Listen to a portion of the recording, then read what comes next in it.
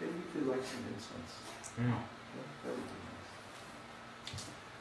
be nice. First, we're born, you know, squeezed out like toothpaste from the tube. And then we have to go through, well, before that there's a gestation in the womb, so many troubles. And then we have to grow up, and there's so many difficulties in growing up, and the big kids are teasing us and all this. And then finally we get a little grown up, and then there's the question of marriage and family and all this, and career and so many things. And then finally, even after working so hard, we get old, and we lose the strength in our body becomes ill, and then finally we have to leave this body at the time of death, and we don't know where we're going to go. We're taken by the waves of karma. And maybe in the next life we'll have human form, but maybe not. There's no guarantee, unless we are devotees of the Lord. If we're devotee, then we can be sure to have at least a human birth in the next life. And actually, according to Vishnu Sahasranam, it says that a devotee of Lord Vasudeva, of Krishna, is never put into an inauspicious condition, either in this life or the next. So even if we don't attain complete salvation, complete liberation in this lifetime, then by the grace of the Lord, we're born in a human body, and we can pick up where we left off in the next life. Arjuna asks this question. He says, well, what if I try this path of self-realization, but I don't get all the way?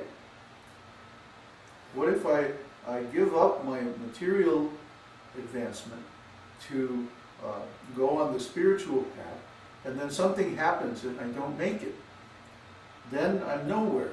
I haven't got the material advantage, and I haven't got the spiritual perfection either. So Krishna says, don't worry. Whatever you do in this life, you will keep that advancement and begin from that point in the next life. So there's no loss. And there's never any diminution of the results that we get from our devotional service, because all these things are transcendental, eternal. That's the difference. We can work so hard in this life, and we can amass so many opulences or so many results from our work. But then at the time of death, it's all taken away. The saying is, you can't take it with you. But when we work in devotional service, we can take it with us, in the sense that in the next lifetime we're born with so many advantages. I see this in my astrology work all the time. Some people are born with, you know, the saying is a silver spoon in their mouth, right? Yeah. They'll have so many Raja Yogas from previous lifetimes' pious activities that they don't have to worry about their maintenance or their protection or anything. It's all taken care of. It's like the Lord is saying, okay, you don't have to worry about all these things that other people worry about. You simply do devotional service and keep going from where you began, or where you left off in the last life. So Krishna says in Bhagavad Gita, he confirms this, that my devotees, even if they don't finish in this lifetime, they're born in a rich mercantile family, or in the family of a devotee, even better. And such a birth is very rare in this life. So by this rare birth, then the devotee takes the advantage, and they can go on and finish their devotional service. For example, in this life, I was born with Mars exalted and Jupiter in the house of religion. Right? So those are two very powerful blessings. And the two things they mean that any time in this life that I want money, I can very easily get money. There's no problem. There's never been a problem. I've never had to look for a job for more than 2-3 days in my whole life.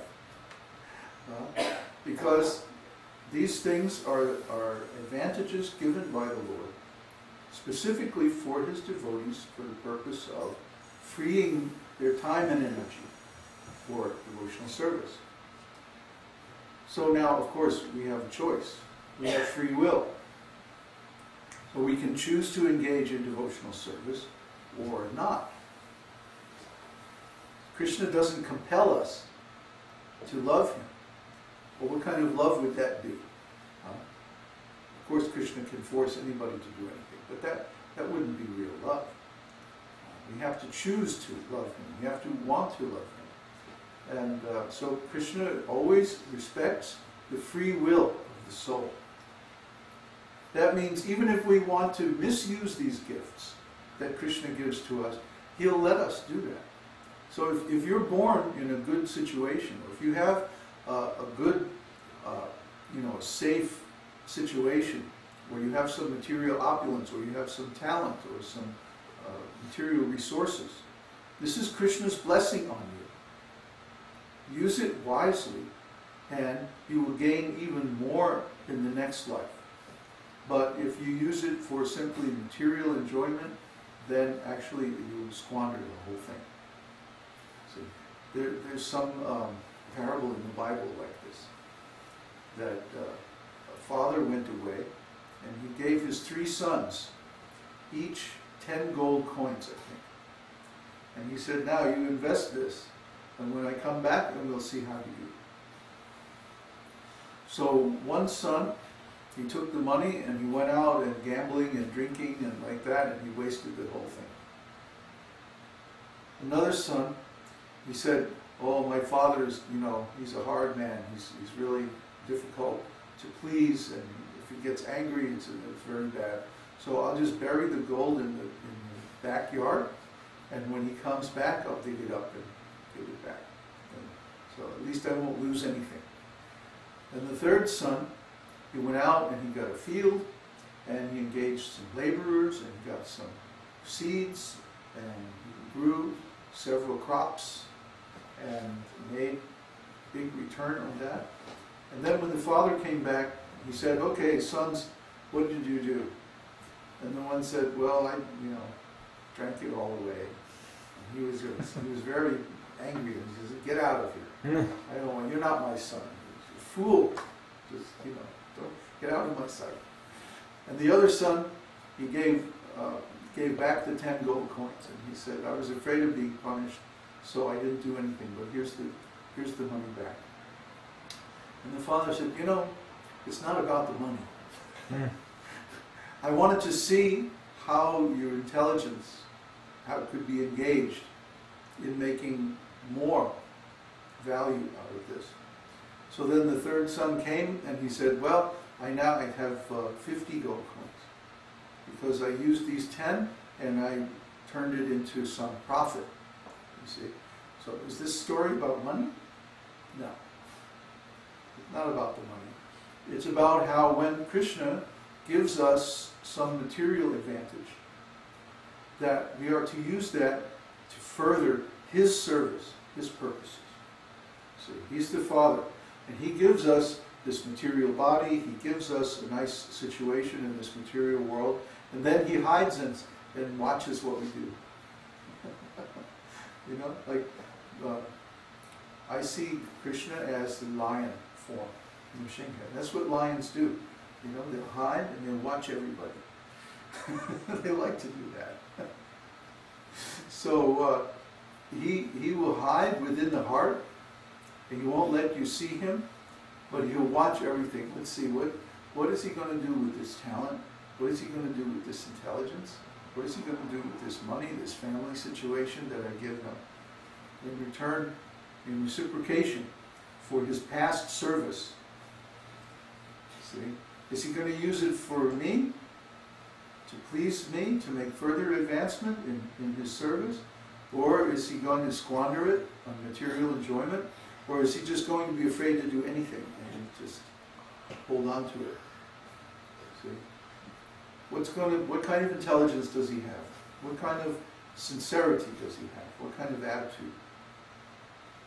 Krishna wants to see us use our intelligence and our initiative especially to find a way to please him. And this isn't difficult. He gives explicit instructions in Bhagavad Gita. In fact, he gives several levels of instructions. He says, just love me and think of me always, and bow down and worship me with all your heart. That's really what he wants. He wants love. But if you can't do that, then follow the principles of regulated devotional service. Because in that way you will develop the desire to love me. And you see that this love only comes from our desire to have it. So by following these regulative principles, one's desire to love Krishna develops. And then, of course, Krishna reciprocates it and gives us that love. But if you can't do that, Krishna says, just work for me. Even if you can't follow these principles, even if you can't do all of these elaborate rituals and chant so many mantras and study and all that, then just give me the results of your work. What that means, practically speaking, is offering the results of your work to the brahmanas and the